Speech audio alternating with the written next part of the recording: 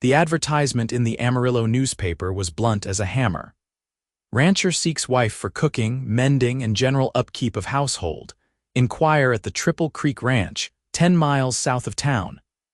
And when Clara Whitmore read those words in the autumn of 1884, she felt something crack open inside her chest, not romance, but possibility. She had been living in a boarding house for 6 months, working as a seamstress for Mrs. Henderson's dress shop, her fingers perpetually pricked with needles, her eyes strained from squinting at tiny stitches in the dim lamplight. The work paid enough to keep her fed and housed, but barely, and every night she climbed the narrow stairs to her cramped room with the knowledge that this was all her life would ever be, unless she took a chance on something different. Clara was 23 years old, unmarried, and without family since her parents had died of fever 2 years prior in St. Louis. She had come west with vague dreams of reinvention, but Texas had proven just as unforgiving as Missouri, only hotter and dustier. The advertisement seemed honest, at least. No false promises of affection or companionship, just a straightforward transaction. Clara had seen enough of the world to know that most marriages were business arrangements anyway, dressed up in prettier language. At least this rancher was being truthful about his expectations. She borrowed a horse from the livery stable on Saturday morning, promising to return it by nightfall, and rode south through the amber grasslands that stretched endlessly toward the horizon. The sky was enormous out here, bigger than any sky had a right to be, and the wind carried the scent of sage and dust. Clara had grown somewhat accustomed to the landscape during her months in Amarillo. Though she still sometimes missed the green density of Missouri, the way trees grew close together, and rain fell soft instead of sparse. The Triple Creek Ranch announced itself with a weathered wooden arch over the main road, the name burned into the crossbeam. Clara rode through, and immediately noticed how well-maintained everything appeared despite the isolation. The fences were straight and freshly painted, the barn stood solid and square, and the main house was a low-slung structure of wood and stone that looked like it could withstand any storm the plains threw at it.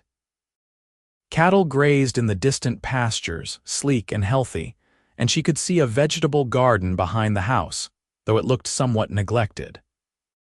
A man emerged from the barn as she dismounted, wiping his hands on his denim pants. He was tall and lean, built like someone who had spent his entire life working outdoors, with sun-weathered skin and dark hair that needed cutting. Clara guessed he was somewhere near 30, maybe a few years older. His face was angular and serious, with deep-set eyes the color of creek water and a mouth that looked like it had forgotten how to smile. "Help you?" he asked, his voice a low rumble. "I am here about the advertisement," Clara said, straightening her shoulders. "The one in the Amarillo newspaper." Something flickered across his face, too quick to identify. "You rode all the way out here alone?" "I did." He studied her for a long moment, taking in her practical brown dress, her sensible boots, the way she stood without fidgeting despite his scrutiny. "Name is Jack Mercer. This is my ranch. Clara Whitmore." She met his gaze directly. "I am a hard worker, Mr. Mercer. I can cook, clean, mend, and manage a household. I grew up on a farm in Missouri before my parents passed, so I know ranch life. You understand what I am offering?" His voice was careful, almost cautious. "This would be a practical arrangement. I need help running the house. The work is constant, and I cannot pay hired help and keep the ranch solvent.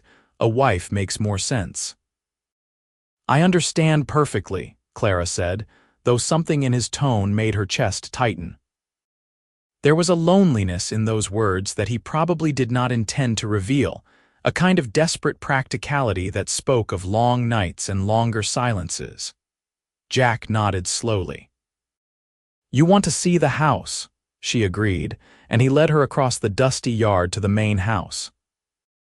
The interior was exactly what she expected.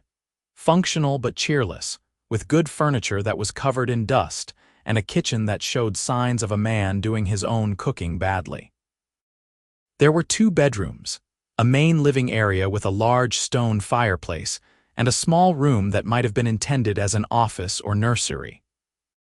Everything was sturdy and well-built, but it had the hollow feeling of a place where no one really lived, just existed. "I built most of this myself," Jack said, standing in the doorway as she examined the kitchen. "5 years ago when I bought the land, thought I would," he trailed off, then cleared his throat. "The stove works well, I keep the woodpile stocked." "It is a good house," Clara said honestly. "It just needs someone to care for it properly." "That is what I need," he agreed quickly. "Someone to care for it, cook proper meals, keep things clean, mend clothes when they tear, practical things." There was that word again, practical. Clara turned to face him fully, studying the rigid set of his shoulders, the way his jaw clenched as though he was holding something back. "Mr. Mercer, may I ask you a question?" He looked wary. "All right. Why did you really place that advertisement?" His expression closed down immediately. "I told you. I need help with the house and—" "You could hire someone to come in a few days a week," Clara interrupted gently. "Or you could muddle through on your own, which you have clearly been doing for some time. So why a wife? Why now?" Jack's hands curled into fists at his sides, and for a moment she thought he might order her off his property. But then something in his face crumbled just slightly, and he looked away toward the window. "It is practical," he said again, but his voice lacked conviction. "Is it?" Clara took a step closer. "Or is it loneliness?" The word hung in the air between them like smoke. Jack's jaw worked silently, and she could see the battle playing out behind his eyes, the desire to maintain his pride warring with something deeper and more honest. "A man running a ranch alone needs help," he said finally, still not looking at her. "That is just common sense." "It is common sense," Clara agreed, "but there is more to it than that, is there not?" He was quiet for a long time. The only sound was the wind rattling the windows and the distant lowing of cattle. When he finally spoke, his voice was rough and low. "Winters are long out here. Days are long, work is hard, but it is not enough to fill all the hours." He paused, swallowing hard. "I built this house for a future I thought I would have. But time kept passing, and I just kept working. And one day I looked around and realized I had been alone for so long I had forgotten what it felt like to hear another voice at the dinner table." Clara felt something shift in her chest, a recognition of shared experience. "That is not a practical reason," she said softly. "No." He finally met her eyes, and she saw raw vulnerability there that he probably had not shown another living soul in years. "It is not." But saying I needed help with cooking sounded better than admitting I cannot stand the silence anymore. The honesty in his words struck her like a physical blow. This was not a man trying to trick her into servitude or looking for someone to use and discard. This was someone as lonely as she was, trying desperately to build a life that felt less empty. "I understand," Clara said. "I have been alone since my parents died. I came west thinking I could start over, but you can be lonely anywhere. Sometimes loneliness is worse in a crowded town than it is in open country, because at least out here you can admit what you are feeling." Jack looked at her with something like wonder. "You are not put off." "By your honesty, no," she smiled slightly. "I would rather marry a man who can admit to loneliness than one who pretends to need a housekeeper when what he really wants is a companion." "I do need help with the house," he said quickly.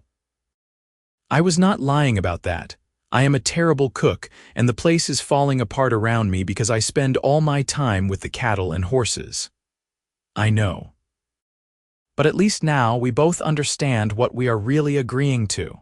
Clara took a breath, making the decision even as she spoke. "I will marry you, Mr. Mercer. Not just to keep your house, but because I think we might both be tired of being alone." He stared at her for a long moment, and she watched his throat work as he swallowed. Jack, he said finally. If we are going to be married, you should call me Jack. Jack, she repeated, testing the name, and I am Clara. Clara. The way he said it was careful, almost reverent, as though he was afraid the syllables might break. We should go to town next Saturday, get the license, find a preacher. Unless you need more time to. Next Saturday is fine, Clara said. She had made her choice and waiting would only give her time to second-guess herself. I will need to collect my things from the boarding house and settle my accounts. I will help you, Jack offered immediately, with whatever you need. They stood in the dusty kitchen, two lonely people who had just agreed to build a life together out of honesty and hope. It was not romantic, not yet, but Clara felt something warm unfurling in her chest nonetheless. There would be time for the rest. First, they had to learn how to share the silence. The week that followed passed in a strange blur of preparation. Clara gave notice to Mrs. Henderson, who sniffed disapprovingly but paid her the wages owed. She packed her few belongings into a single trunk and said goodbye to the other women at the boarding house, who either congratulated her or pitied her depending on their own circumstances. Jack came to town twice during that week, once to help transport her trunk and once to finalize the arrangements with the courthouse and the local preacher. They were married on a cool Saturday morning in late October, with the preacher's wife and the courthouse clerk as witnesses. Clara wore her best dress, a simple blue calico that she had made herself, and Jack wore clean denim pants and a pressed white shirt that looked like he had bought it specifically for the occasion. The ceremony was brief and businesslike, but when Jack slipped the gold band onto her finger, a ring that had belonged to his grandmother, he told her quietly, his hands were shaking. "You may kiss the bride," the preacher said, and Jack looked at Clara with something close to panic. She rose onto her toes and pressed her lips gently to his, just a brief soft touch that tasted like promise. He went very still, and then his hand came up to cup her cheek with surprising tenderness before he stepped back, his ears gone red. They rode back to the ranch together in Jack's wagon, Clara's trunk secured in the back. The October wind was crisp and carried the scent of coming winter. Jack drove in silence, his knuckles white on the reins, and Clara watched the landscape roll past with a mixture of anticipation and uncertainty. "I cleared space in the bureau for your things," Jack said abruptly as they turned onto the ranch road, "in the bedroom, and I fixed the window latch that was sticking. Thank you." Clara appreciated the gesture, the evidence that he had been thinking about her arrival, preparing for it. "I sleep on the left side," he added, then flushed. "I mean, I have been sleeping on the left side, but if you prefer it, I can." "The right side is fine," Clara said, saving him from further awkwardness. They had not discussed the sleeping arrangements in any detail, and she knew this was as uncomfortable for him as it was for her. They were married now, legally bound, and there were certain expectations that came with that. But they were also still strangers, learning the shapes of each other's lives. When they arrived at the ranch, Jack carried her trunk inside and set it at the foot of the bed, their bed now. Clara stood in the doorway of the bedroom, taking in the space with new eyes. The bed was large and covered with a faded quilt, the bureau was solid oak, and a washstand stood in the corner with a pitcher and basin. It was a masculine room, sparse and practical, but she could already see how she might soften it with curtains and perhaps a rug. "I will let you get settled," Jack said, backing toward the door. "I need to check on the stock. I will be back in a few hours." Clara recognized the escape for what it was and did not protest. They both needed time to adjust to this new reality. "I will start dinner," she said. He nodded gratefully and disappeared. She heard the front door close, then his boots on the porch, and finally silence. Clara stood in the bedroom of her new home, in a house that belonged to a man she barely knew, wearing a wedding ring that felt strange and heavy on her finger. For a moment, the enormity of what she had done threatened to overwhelm her. But then she took a deep breath, squared her shoulders, and began to unpack. She had made her choice and Jack had been honest with her. That was more than many women got. The rest, the affection, the partnership, maybe even love, would have to be built day by day. She hung her dresses in the wardrobe and placed her few personal items on the bureau. A daguerreotype of her parents, a book of poetry, a sewing kit. Then she changed into a work dress and went to explore the kitchen properly. The pantry was better stocked than she expected, with flour, beans, salt pork, and even some preserved vegetables. Jack might be a terrible cook, but he knew how to provision. She found potatoes in the root cellar and onions hanging in bunches, and she set about making a proper stew with biscuits. The work was soothing, familiar. Clara had always found comfort in cooking, in the alchemy of turning raw ingredients into something nourishing. As she chopped vegetables and rolled out biscuit dough, she began to feel less like an interloper, and more like someone who belonged in this kitchen.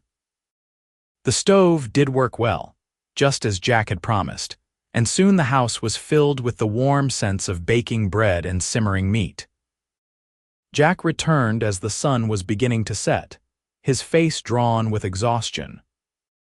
He stopped in the doorway of the kitchen, staring at the table she had set with plates and cutlery, at the pot of stew steaming gently on the stove, at Clara wiping her hands on an apron she had found hanging on a hook. "I have not smelled anything like this in years," he said quietly. "Sit down," Clara said. "It is ready." They sat across from each other at the table, and Clara ladled stew into bowls and passed him the basket of biscuits. For a few minutes, the only sounds were the scrape of spoons against bowls and the crackling of the fire. Jack ate like a man starving, going back for seconds and then thirds, and Clara felt a quiet satisfaction in feeding him.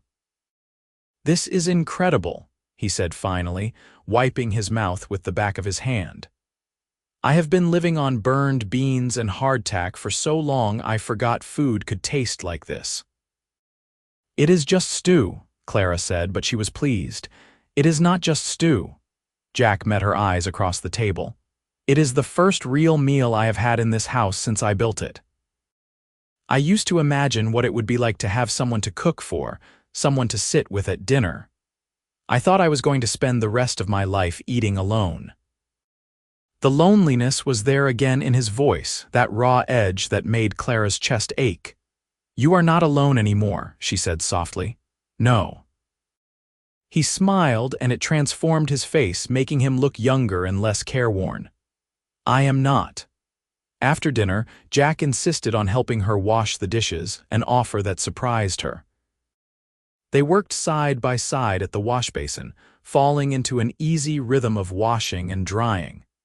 Their hands brushed occasionally, and each time Clara felt a small spark of connection. This was intimacy too, she realized, not just the physical kind but the quiet domesticity of shared tasks and shared space.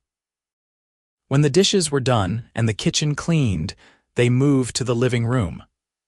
Jack built up the fire while Clara examined the bookshelf in the corner. There were not many books, but the ones he had were well worn. Volumes on animal husbandry and ranching, a Bible, and surprisingly, a collection of Shakespeare's plays. "You read Shakespeare?" she asked, pulling out the volume. Jack looked embarrassed. "My mother insisted I have some education. She was a schoolteacher before she married my father. That was hers. Do you have a favorite?" He thought for a moment. "I always liked Much Ado About Nothing. The way Beatrice and Benedict argue their way into loving each other seems more honest than love at first sight." Clara smiled, charmed by this unexpected glimpse into his inner life. "I agree. Relationships built on understanding seem more solid than ones built on infatuation." "That is what I am hoping for," Jack said quietly. "With us. Understanding, I mean, I know we do not love each other, but I am hoping we can build something good anyway." "I think we can," Clara said, and she meant it. When it grew late, they moved to the bedroom with a shared nervousness that neither tried to hide. Jack excused himself to wash up outside while Clara changed into her nightgown, her heart pounding. When he returned, he was wearing a nightshirt and his hair was damp. They stood on opposite sides of the bed, neither quite sure how to proceed. "I do not expect anything," Jack said abruptly. "I mean, I know we are married, but I do not want you to feel obligated. We can take our time." Clara felt a rush of affection for him for his awkward consideration. "Thank you," she said. "But we are married, Jack. I understand what that means." "I just want you to be comfortable," he said. "I want this to be right." They climbed into bed from opposite sides, the mattress dipping under their weight. For a long moment they lay in the darkness, carefully not touching, the space between them charged with possibility. Then Clara reached out and found Jack's hand, lacing her fingers through his. "We will figure it out," she whispered. His hand tightened around hers. "Yes," he agreed. They fell asleep like that, hands clasped, two lonely people trying to build a bridge between their separate worlds. The days that followed established a rhythm. Clara woke early to make breakfast while Jack did the first round of chores, feeding the horses and checking on the cattle. They ate together, trading small observations about the weather or the work that needed doing. Then Jack would head out to the pastures while Clara tackled the endless tasks of housekeeping. Laundry, mending, cleaning, preserving food for the winter. It was hard work, but Clara found satisfaction in it. The house began to transform under her care, becoming cleaner and more welcoming. She made curtains for the windows from fabric she found in a trunk in the attic, and she planted bulbs in the garden that would bloom in spring. Jack noticed every small improvement, commenting on the curtains or the way she had organized the pantry, and his appreciation made her efforts feel worthwhile. They were learning each other slowly, trading stories over dinner about their childhoods and the paths that had led them to this moment. Clara told him about growing up on her parents' farm, about her mother teaching her to sew, and her father showing her how to recognize when a cow was sick. Jack told her about his own upbringing in Kansas, about following his father's cattle drives as a teenager and learning the ranching business from the ground up. "I always knew I wanted my own place," he said one evening as they sat by the fire. "Somewhere I could build something lasting. I saved for years before I had enough to buy this land." "You have built something good," Clara said, looking around the comfortable room. "You should be proud." "It feels different now," Jack admitted. "Before it was just work, now it feels like a home." The physical side of their marriage developed slowly, tentatively. The first time they came together it was awkward and uncertain, both of them nervous and unsure. But Jack was gentle and patient, and Clara appreciated his care even when her own body felt foreign and strange. It got easier as the weeks passed, as they learned what pleased each other and grew more comfortable with intimacy. It was not passionate, not yet, but it was tender, and that felt like enough. Winter arrived in force in late November, bringing cold winds and occasional snow. Jack spent long days repairing fence lines and making sure the cattle had access to water, coming home exhausted and half-frozen. Clara would have hot food waiting and the fire built high, and she learned to recognize the signs of when he was too tired to talk and just needed quiet companionship. On those nights, she would sit by the fire with her mending while he dozed in his chair, and the silence between them felt comfortable rather than lonely. One particularly brutal evening, Jack stumbled in covered in ice, having spent the day searching for cattle that had wandered into a ravine. His lips were blue and his hands were shaking so badly he could not unfasten his coat. Clara immediately took charge, helping him out of his frozen clothes and wrapping him in blankets by the fire. She heated water and made him drink hot tea laced with whiskey, and she chafed his hands and feet until the color returned to them. "You are going to catch your death out there," she scolded, her fear making her sharp. "Cattle needed help," Jack mumbled through chattering teeth. "The cattle are not worth your life," Clara said fiercely. "Promise me you will be more careful." He looked at her with something like wonder. "You were worried about me." "Of course I was worried." She realized her hands were still gripping his, holding on too tightly. "You are my husband, Jack. I do not want to lose you." Something shifted in his expression, a softening that made him look vulnerable. "I have never had anyone worry about me before," he said quietly. "Not since my mother died." "I forgot what it felt like to matter to someone." Clara's throat tightened. "You matter to me. You matter to me too." He reached up with one hand to touch her cheek, his fingers still cold. "More than I expected, more than I knew how to hope for." They kissed then, not the tentative kisses of bedtime, but something deeper and more urgent. Clara felt it in her bones, the shift from companionship to something that might actually be love. When they finally pulled apart, both breathing hard, Jack rested his forehead against hers. "I am falling in love with you," he whispered. "I did not think it would happen, but it is." "I am falling in love with you too," Clara admitted, and saying it out loud made it real. "I did not marry you expecting this, but I am glad it is happening. So am I." They moved to the bedroom still wrapped in each other's arms, and what passed between them that night was different from before, more urgent, more connected. Afterward, Clara lay with her head on Jack's chest, listening to his heartbeat slow, and felt a contentment she had not known was possible. They had started this marriage as a practical arrangement, two lonely people seeking companionship. But somewhere along the way, without either of them quite realizing it, they had fallen in love. Christmas came and went quietly. They could not afford extravagances, but Clara made Jack a new shirt from fabric she ordered from town, and Jack surprised her with a beautiful carved wooden box for her sewing supplies that he had been secretly working on in the barn. They exchanged gifts on Christmas morning, and then spent the day together, cooking a special dinner and reading aloud from Jack's Shakespeare collection. It was simple, but it was theirs, and Clara thought she had never been happier. The new year brought hard cold and heavy snow. Jack worried constantly about the cattle, about whether they had enough hay to see them through until spring. Clara learned to read his moods, to know when he needed encouragement, and when he needed space to work through his anxieties. She managed the household accounts carefully, stretching every dollar, and took pride in keeping them fed and warm even when supplies ran low. One evening in late January, as they were finishing dinner, Jack reached across the table and took her hand. "I need to tell you something," he said, his expression serious. Clara's heart skipped. "What is it?" "When I placed that advertisement, when I told you I needed a wife for practical reasons, I was lying to myself as much as to anyone else." He squeezed her fingers. "I think I knew even then that what I really needed was you. Someone to share this life with, someone to love.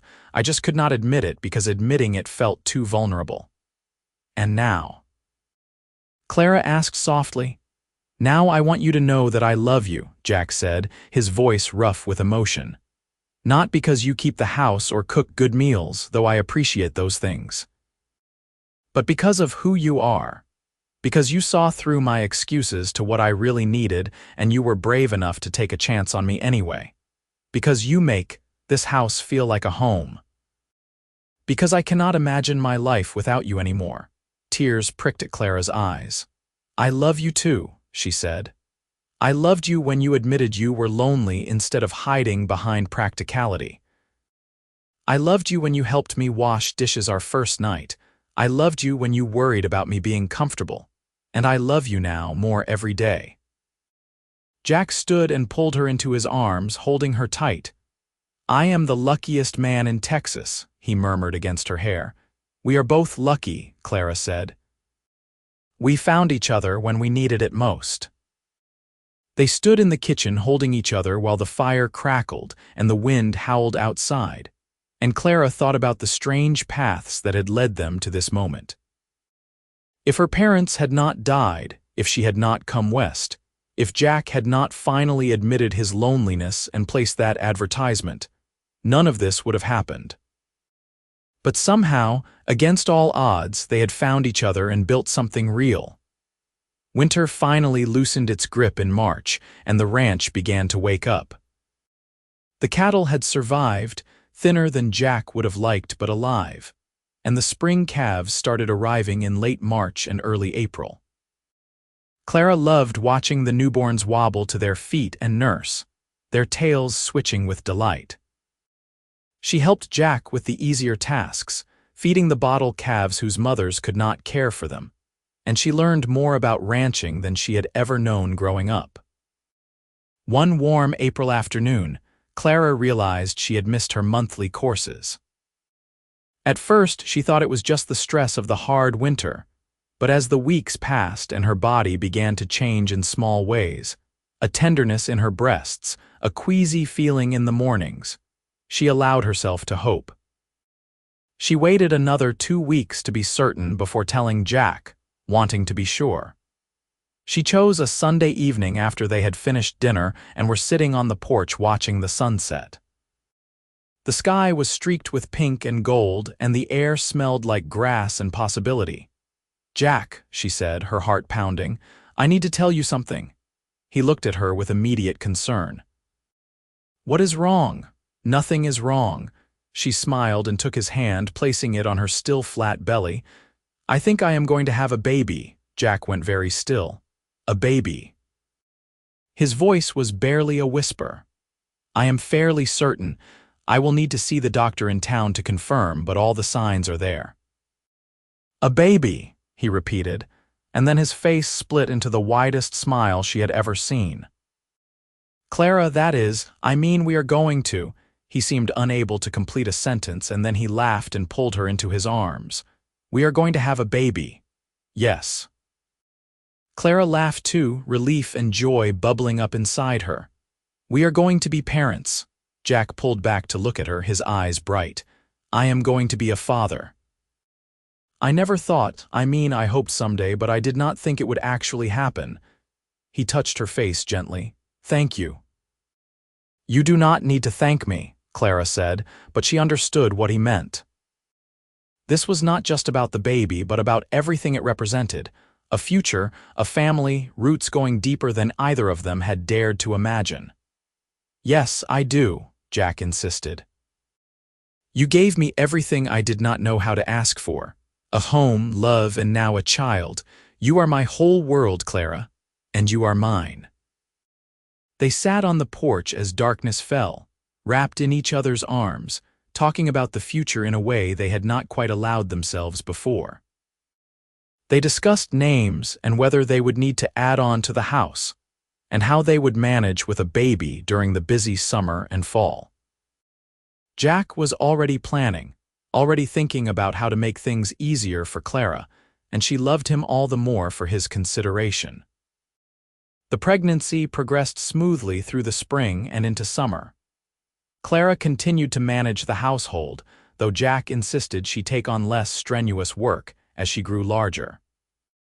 The doctor in Amarillo confirmed what she already knew and pronounced her healthy and strong. Jack fussed over her constantly, making sure she was eating enough and resting enough, and while Clara sometimes found his hovering excessive, she was also touched by his devotion. They made a trip into town in June to buy supplies for the baby. Soft flannel for gowns, a wooden cradle that Jack carefully secured in the back of the wagon, and thick cotton for diapers. Clara sewed tiny clothes in the evenings while Jack worked on converting the small office into a nursery, building shelves and painting the walls a cheerful yellow. As summer ripened into fall, Clara grew round and awkward. The baby kicked constantly, and she loved placing Jack's hand on her belly so he could feel it too. His face would light up with wonder every time, and he would talk to the baby, telling it about the ranch and the horses and how much they were looking forward to meeting it. "What if I am not a good father?" Jack asked one night as they lay in bed, his hand resting on Clara's belly. "You will be a wonderful father," Clara said with certainty. "You are patient and kind and hardworking. You will teach our child everything they need to know." "I never had much of an example," Jack admitted. "My father was not a bad man, but he was hard. He did not know how to show affection. I do not want to be like that." "You already are not like that," Clara assured him.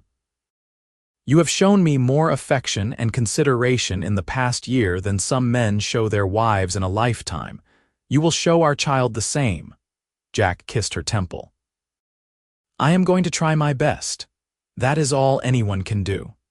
Clara's labor began on a cool October morning, almost exactly a year after she had first ridden out to the Triple Creek Ranch to meet Jack.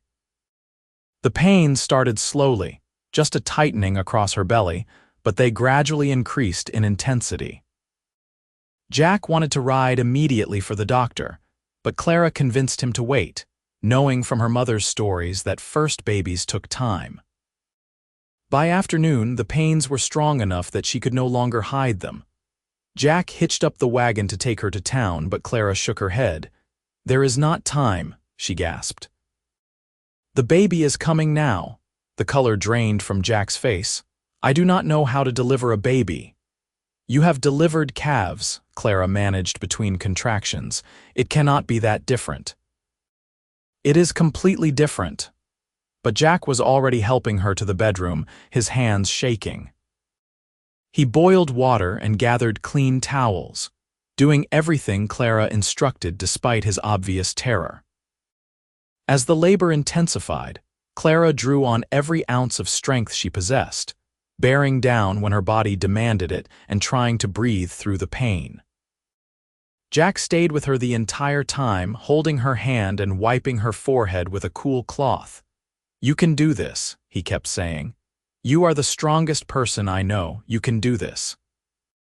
And finally, after hours of effort, the baby came in a rush of fluid and blood. Jack caught the tiny, squalling infant with trembling hands, his face a mask of awe and terror. "It is a boy," he said, his voice choked. "Clara, we have a son." He placed the baby on Clara's chest, and she looked down at the tiny red face, the miniature fingers curling and uncurling, and felt a love so fierce it took her breath away. "Hello, little one," she whispered. "We are your parents. We love you so much." Jack was crying openly now, tears streaming down his face as he looked at his wife and newborn son. "He is perfect," he said. "You are both perfect. I cannot believe—" His voice broke and Clara reached up to touch his face. "We did it," she said. "We have a family now." "We have a family," Jack repeated wonderingly. He leaned down to kiss her gently, then pressed a feather-light kiss to the baby's downy head. "What should we name him?" They had discussed names but never settled on one. Now, looking at her son's face, Clara knew. "Thomas," she said, "after my father, Thomas Jack Mercer." "Thomas," Jack said, testing it. "Tommy." "I like that." He carefully cut the cord the way Clara instructed, his hands steadier now, and helped her clean up and get comfortable. Then he wrapped little Tommy in a soft blanket and sat beside Clara on the bed, the three of them together. "I never imagined I could be this happy," Jack said softly. "A year ago I was alone in this house, convinced I would spend the rest of my life that way. And now look at us." "Look at us," Clara agreed, exhausted but deeply content. They sat together as darkness fell, admiring their son and marveling at the tiny miracle they had created. Tommy nursed for the first time, his little mouth working instinctively, and Clara felt the tug of connection between them. This was what it was all for, she thought, all the loneliness and uncertainty, all the courage it had taken to answer that advertisement and marry a stranger. This moment, this family, this love. The first few weeks with a newborn were exhausting. Tommy woke every few hours to nurse, and Clara moved through the days in a fog of sleeplessness. But Jack was endlessly helpful, changing diapers and walking the floor with the baby when he fussed, taking over as many household tasks as he could. He would come in from the barn to find Clara nursing in the rocking chair, and would just stand there watching them with an expression of such tender devotion that it made her heart ache. "You should be resting," he would say. "I am resting," Clara would reply. "This is what resting with a newborn looks like." As the weeks turned into months, they found their rhythm. Tommy grew plump and healthy, his blue eyes starting to lighten and his personality beginning to emerge. He was a happy baby, quick to smile and relatively easy to soothe. Jack was besotted with him, spending every spare moment holding him or playing with him, and Clara loved watching her serious, hard-working husband turn soft and silly around their son. The first year of Tommy's life passed in a blur of milestones. His first smile, the first time he slept through the night, his first tooth, the day he learned to roll over and then crawl. Jack meticulously recorded each achievement in the family Bible, his handwriting careful and proud. They celebrated Tommy's first birthday with a small cake that Clara baked, and Jack carved a wooden horse for him that became his favorite toy. "Can you believe it has been 2 years since we met?" Jack asked that evening as they sat on the porch watching Tommy play in the dirt. "2 years ago, you rode out here to answer my advertisement, and I was so nervous I could barely speak." "You hit it well," Clara said, smiling at the memory. "You seemed very confident and businesslike." "I was terrified," Jack admitted. "I thought you would take one look at the place and at me and ride away. I almost could not believe it when you agreed to marry me." "I almost could not believe it when you admitted you were lonely instead of hiding behind practicality," Clara said. "That was when I knew you were worth taking a chance on." Jack reached for her hand. "Best decision I ever made, placing that advertisement. Second best decision was being honest with you about why I really needed a wife." "Best decision I ever made was riding out here to meet you," Clara said. "I was so scared that day, but I knew I had to try. I could not spend the rest of my life alone in that boarding house." "We saved each other," Jack said simply. "Yes, we did." They sat in comfortable silence, watching their son and listening to the familiar sounds of the ranch. Clara thought about how much her life had changed in 2 years. She had gone from a lonely seamstress with no family and no prospects to a wife and mother with a home and a future. She had found love when she least expected it, with a man who had been brave enough to admit what he really needed.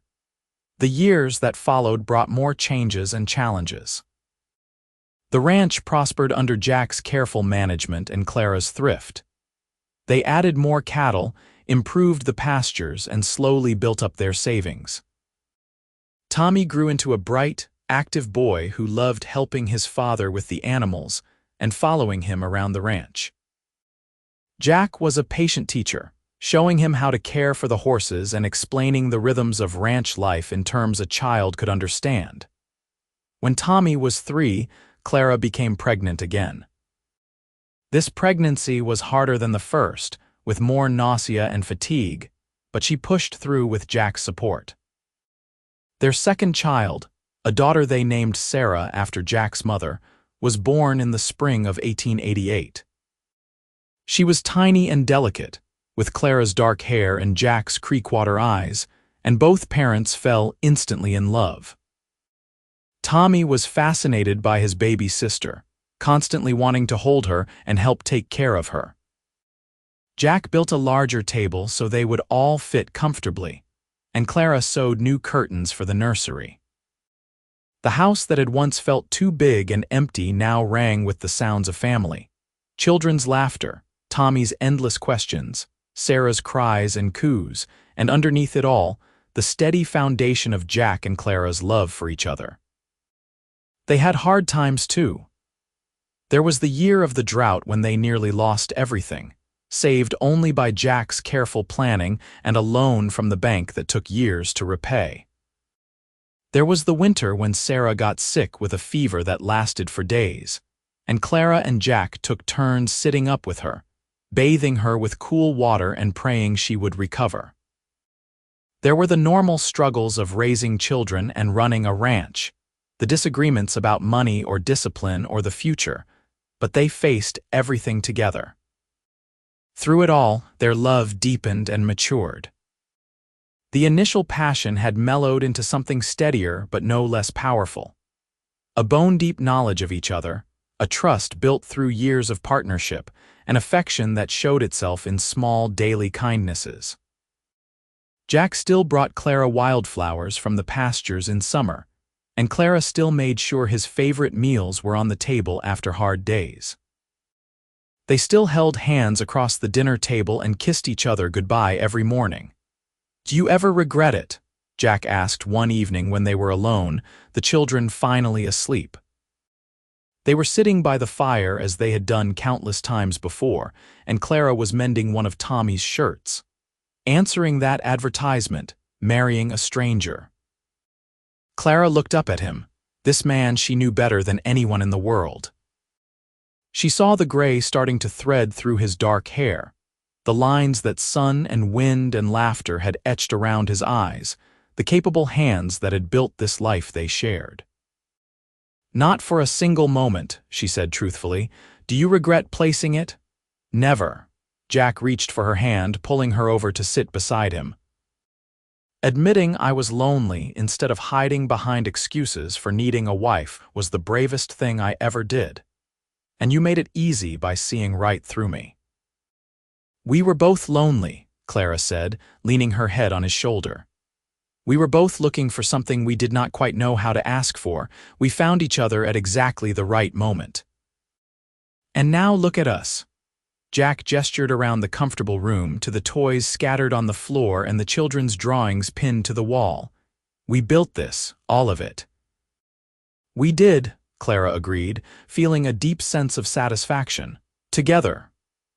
Tommy turned out to be a natural rancher, already showing Jack's patience with animals and instinct for the land.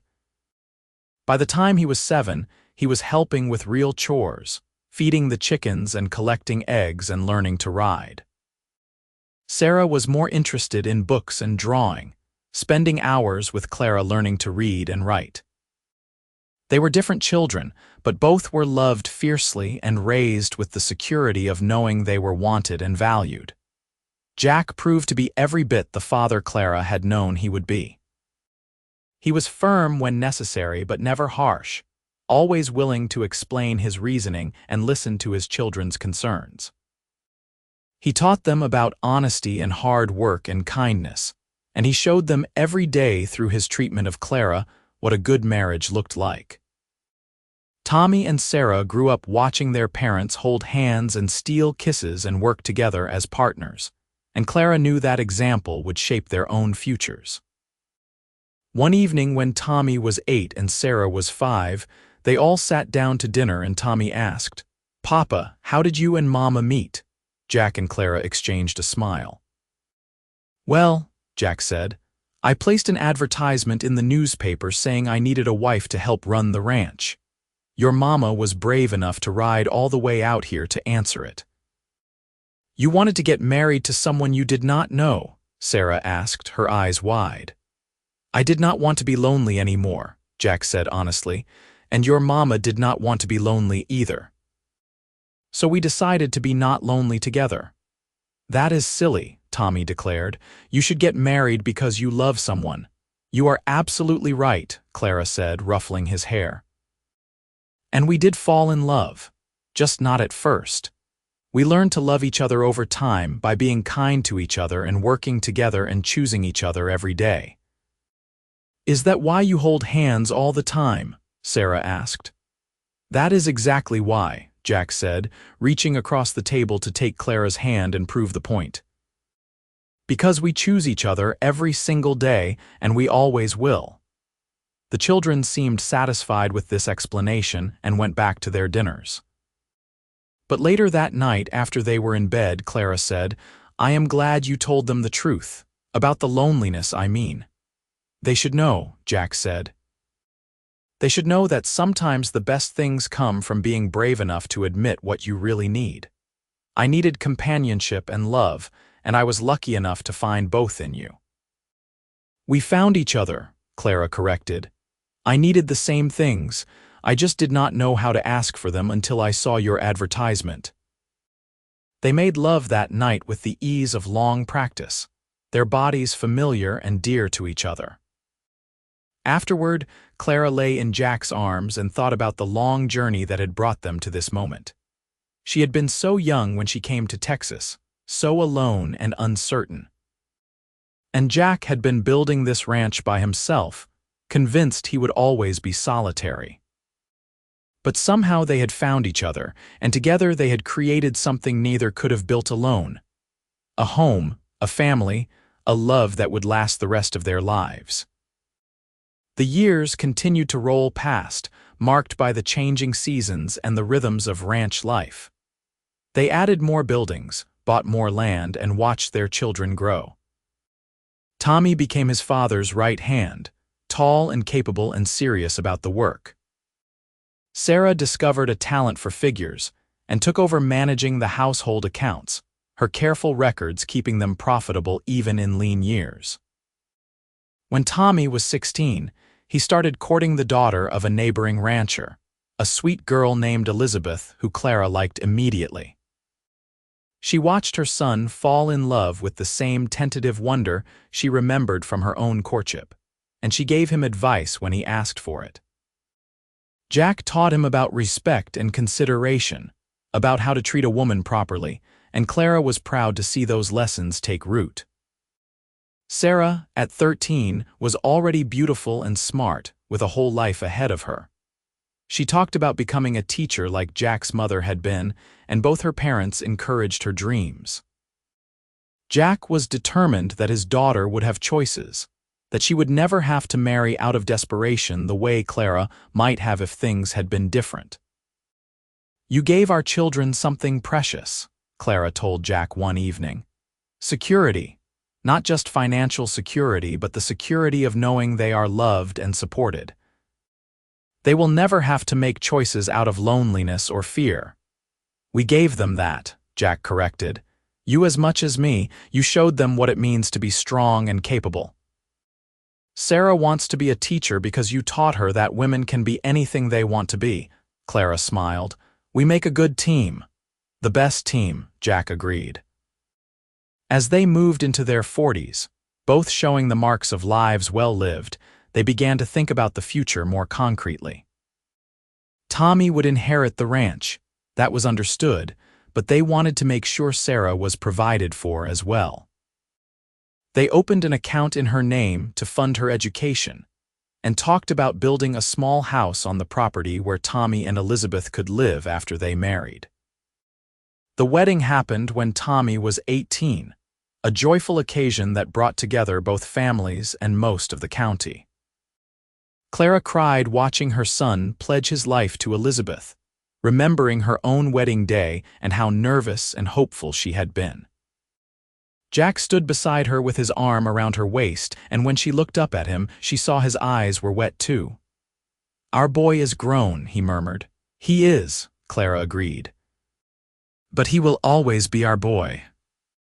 Tommy and Elizabeth built a life alongside them on the ranch, and a year later, they gave Jack and Clara their first grandchild, a boy they named Jack after his grandfather. Jack was overwhelmed with emotion the first time he held his namesake, this tiny continuation of the family he and Clara had built from loneliness and hope. Sarah left for teachers' college when she was 18, and though Clara missed her terribly, she was proud of her daughter's courage and ambition. Sarah wrote long letters home about her studies and the friends she was making, and she came home for summers to help on the ranch and tell her family about everything she was learning. Jack and Clara settled into the rhythms of middle age, still working hard but beginning to let Tommy take on more of the physical labor.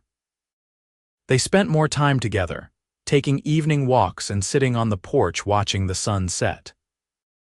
Their love had deepened into something that needed no words, a companionship so complete that they could sit in silence and still feel perfectly understood. "Do you remember that first day?" Clara asked one evening as they walked hand in hand through the pastures, "When I rode out here to meet you?" "I remember every detail," Jack said. You were wearing a brown dress and your hair was pinned up very properly. You looked nervous but determined. I thought you were the bravest person I had ever met." "I was terrified," Clara admitted. "But I was more afraid of spending the rest of my life alone." "I am glad you were brave," Jack said. "I am glad we were both brave enough to be honest about what we needed." "So am I." They stopped walking and Jack turned to face her, taking both her hands. The setting sun painted the sky in shades of orange and pink, and the breeze carried the familiar scents of grass and cattle and home. "I love you, Clara Mercer," Jack said. "I have loved you for so long now that I cannot remember what it felt like not to love you. You are the best thing that ever happened to me." "I love you too," Clara said, her voice thick with emotion. "You gave me everything I needed, a home, a family, a purpose, but most of all you gave me yourself. Your honesty, your kindness, your love, that is the greatest gift I have ever received." They kissed as the sun set behind them, two people who had found each other against all odds and built a love that would last forever. Sarah came home from college with a young man named David, a fellow teacher who looked at her the way Jack looked at Clara. They were married in the same small church where Jack and Clara had wed, and Sarah and David settled in a nearby town where they both taught school. They visited often, and their children, two daughters, became fixtures at the ranch during summers and holidays. Jack and Clara grew old together, their bodies slowing down but their love never dimming. They celebrated their silver anniversary surrounded by children and grandchildren, and Jack stood up at the dinner and told everyone that marrying Clara was the best decision he had ever made. "I placed that advertisement because I was lonely," he said, his voice carrying to every corner of the room. "I pretended it was about needing help with the house, but your grandmother saw right through me. She made me admit the truth, that I needed someone to share my life with. She was brave enough to take a chance on a lonely rancher, and I have been grateful every day since. And I am grateful I was brave enough to ride out here," Clara added, standing beside him. "I found love when I least expected it, with a man honest enough to admit what he really needed. We built this family from that honesty, and I would not change a single moment." They sat down to applause and cheers, and Clara looked around at all the faces she loved. Her children, her grandchildren, neighbors and friends who had become like family over the years. This was what they had built together, she and Jack. Not just a successful ranch, but a legacy of love and honesty and courage. As they moved into their 60s, Jack's health began to fail. It started small, a persistent cough, difficulty catching his breath after exertion, but eventually the doctor diagnosed a weakness in his heart. There was nothing to be done except rest and avoid strain, advice that Jack found nearly impossible to follow. But Clara was firm, taking over even more of the household management and enlisting Tommy's help to keep Jack from overexerting himself. They spent more time on the porch, watching the ranch operate without them and enjoying the simple pleasure of each other's company. Jack would hold Clara's hand and tell her stories she had heard 100 times before, and she would listen as though hearing them for the first time because she knew these moments were precious. "I am not afraid," Jack told her one evening when they were alone. "Of dying, I mean. I have lived a good life, I have loved and been loved, I have children and grandchildren. I built something that will outlast me. The only thing I regret is that I will have to leave you." "Do not talk like that," Clara said, though her heart ached. "You are not going anywhere yet." "But when I do," Jack persisted gently, "I need you to know that loving you was the greatest joy of my life. Every day with you was a gift. I was so lonely before you came, and you filled my life with light." "You filled mine too," Clara said, tears streaming down her face. "I love you so much, Jack. I do not know how to imagine life without you." "You are strong," Jack said, wiping away her tears. "You will keep going." You will watch our grandchildren grow up and maybe even meet great-grandchildren. You will keep this family together because that is what you do. You are the strongest person I know." "I do not feel strong," Clara whispered. "You are," Jack insisted. "You were strong enough to answer that advertisement, strong enough to see through my excuses. Strong enough to build a life with me from nothing but honesty and hope. You will be strong enough for this too." Jack passed away on a cool autumn morning, with Clara holding his hand and Tommy and Sarah at his side. His last words were, "I love you," directed at Clara, and she pressed her face to his chest and felt his heart beat one final time beneath her cheek. The grief was enormous, a physical weight that made it hard to breathe. Clara moved through the funeral in a daze, accepting condolences and listening to people talk about what a good man Jack had been. She stood at his grave and thought about the rancher who had been too lonely to keep pretending he was fine, who had been brave enough to place an advertisement admitting what he needed, and who had spent 30 years showing her every day what love looked like. The months after Jack's death were the hardest of Clara's life. She would wake up reaching for him and find only empty space. She would cook his favorite foods out of habit, and then remember he was not coming home for dinner. She would see something funny and turn to share it with him, only to be confronted with his absence all over again. But she kept going, as Jack had known she would. She leaned on her children and grandchildren, finding comfort in the family they had built together. She took over Jack's habit of sitting on the porch in the evenings, watching the ranch and feeling his presence in every fence post and pasture. She told stories about him to the grandchildren who were too young to remember him clearly, making sure his memory stayed alive. Tommy ran the ranch with the same dedication his father had shown, and Clara was proud to see the Mercer name continue. Sarah visited often, bringing her daughters and later her granddaughters, and the house was frequently full of the sounds of family. Clara found purpose in being the family matriarch, the keeper of stories and traditions, the link between past and present. She lived to be 82 years old, sharp-minded and strong-willed to the end.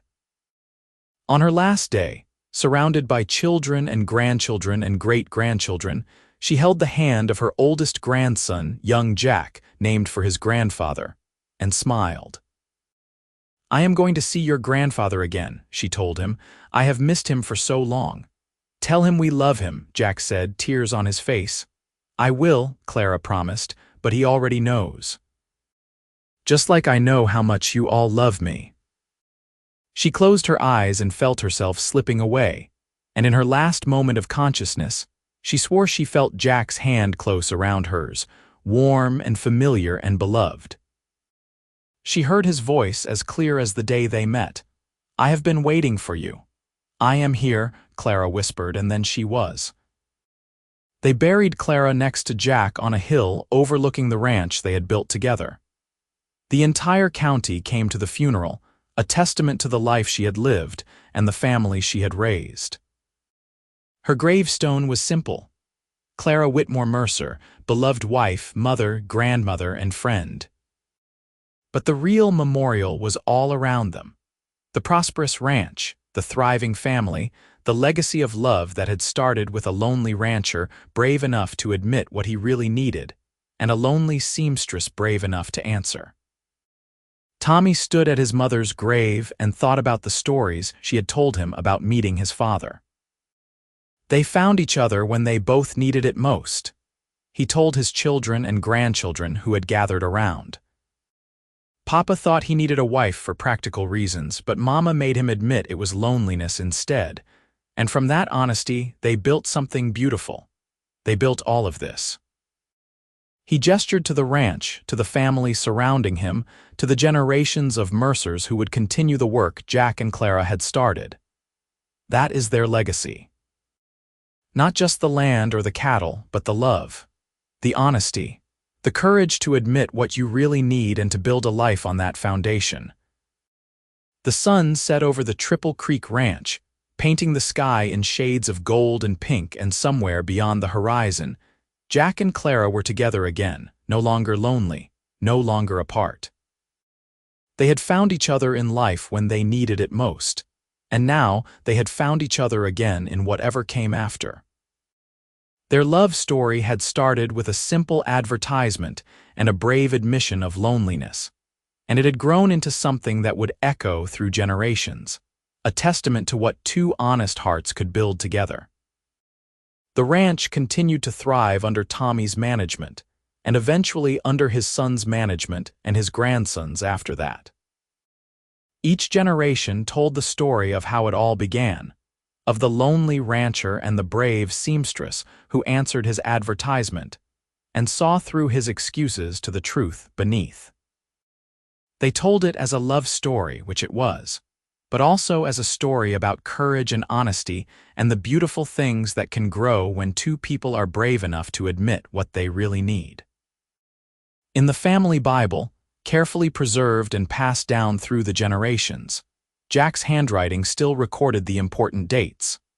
The day he placed the advertisement, the day Clara rode out to meet him, their wedding day, the births of their children and grandchildren. And on the last page in Clara's neat script were her final words. "We were both lonely and we found each other. We built a life from honesty and hope. We loved each other every single day." What more could anyone ask? What more indeed? The Triple Creek Ranch stood as proof that sometimes the best things in life come from being brave enough to admit the truth, to reach for what you need, to take a chance on love even when it comes disguised as a practical arrangement. Jack and Clara had done all of that and more. They had seen through the surface to what really mattered, and they had built something that lasted long after they were gone. Their great-great-grandchildren still worked the land they had claimed, still lived in the house Jack built and Clara made into a home, still heard the stories about the lonely rancher who needed a wife for practical reasons, and the woman who made him admit it was loneliness instead. And every time the story was told, it ended the same way, and they loved each other for the rest of their lives and beyond, because some love stories never really end.